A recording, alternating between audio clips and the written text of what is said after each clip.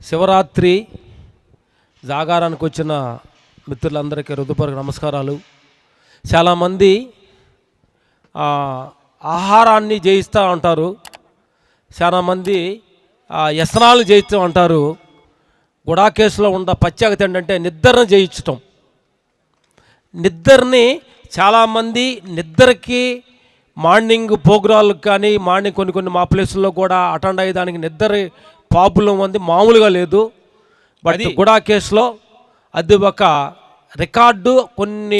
ఒక 1-2-3 ఇయర్స్లోనే మన హైదరాబాద్ ప్రాంతంలో గుడాకేస్ అనేది ప్రతి మారుమూలన ప్రబలం చెందుద్ది అనేది మేము మనస్ఫూర్తిగా చెప్తున్నాం.